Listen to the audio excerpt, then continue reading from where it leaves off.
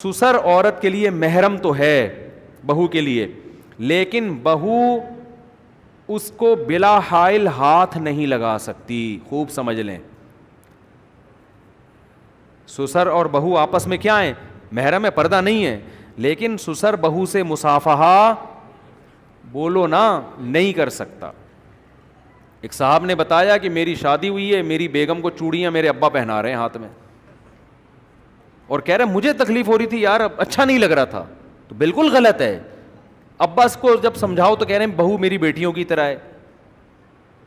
تو سسر بہو کو ہاتھ نہیں لگا سکتا. بعض دفعہ گلے ملنے کا رواج ہوتا، ساسے دامادوں کو گلے مل رہی ہیں. بھائی یہ بے غیرتی ہے، بے شرمی ہے. حیا بھی کوئی چیز ہوتی ہے. ماں کی طرح ہے یقیناً ساس، لیکن سگی ماں تو نہیں ہے نا. تو اتنا نہیں. اور پھر یہ رشتے بڑے خطرناک ہوتے ہیں. خدا نخواستہ سسر اور بہو میں کوئی ذرا سا بھی ریلیشن ہو جائے تو میاں بیوی کا رشتہ حرام ہو جاتا ہے. اس کی تفصیل میں کئی بار بیان کر چکا ہوں، ابھی زیادہ ڈیٹیل میں نہیں جاؤں گا میں. تو ریزرو رہنا چاہیے. اسی طرح یہاں بعض خواتین کو شکایت ہوتی ہے بہو کمرے میں اکیلی ہے، سسر صاحب دروازہ دھک کر کے کھول کے اندر گھس آتے ہیں. یہ بھی بے غیرتی ہے. اس طرح تو جوان بیٹی کے کمرے میں نہیں جانا چاہیے کبھی. جوائنٹ فیملی میں نا خواتین کو شکایتیں ہوتی ہیں، یا آئے دن آتی رہتی ہیں شکایت.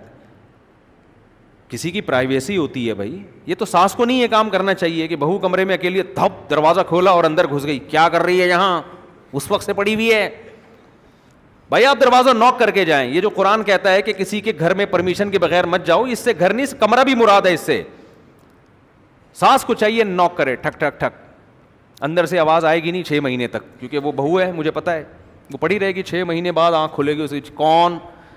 تو وہ بتائے کہ بھائی میں تمہاری ساس لگتی ہوں رشتے میں، ڈانٹنے کے سلسلے میں حاضر ہوئی تھی، ٹھیک ہے، تمہیں پوستی پنے کے تانے دینے کے سلسلے میں حاضر ہوئی تھی.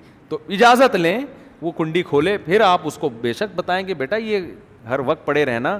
ہم بھی سوتے تھے جب ہماری شادی ہوئی تھی، تو ہم بھی پڑے سوتے رہتے تھے، لیکن 13-14 گھنٹے سے زیادہ ہم نہیں سوتے تھے، ٹھیک ہے. اس پہ ہمیں صلواتیں سننے کو ملتی ہیں، ہم اڑ جایا کرتے تھے. تم تو 18 گھنٹے سو رہی ہو. یہ بالکل صحت کے لیے نقصان دہ، گھر کا ماحول خراب ہو رہا ہے. تو نوک کر کے ساس بھی جائے گی بہو کے کمرے میں، کیسے؟ نوک کر کے.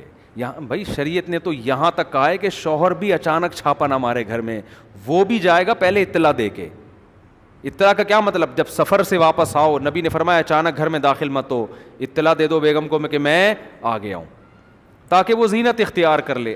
فرمایا ایسا نہ ہو ایسی کنڈیشن میں بیوی کو دیکھو اس سے تمہیں نفرت ہو جائے. وہ چڑیل بن کے بیٹھی ہوئی تھی، وہ چڑیل بن کے بیٹھی ہوئی ہے نا. آدمی کہا بھائی میری شادی اس سے ہوئی تھی، اچانک گھر میں ابے یار اصل اوریجنل یہ ہے. تو جب بیوی کے بارے میں ہے کہ اچانک چھاپے مارنا یہ غیر اخلاقی حرکت ہے، تو سسر کہاں سے بہو کے کمرے میں دھاڑ کر کے دروازہ کھول کے گھس رہا ہے بغیر اطلاع کے؟ دیور گھس رہے ہیں، یہاں تک ہو رہا ہوتا ہے. تو یہ سب گھٹیا حرکتیں. عزت دار اور شریف لوگوں میں ایسی حرکتیں اچھی نہیں ہوتی.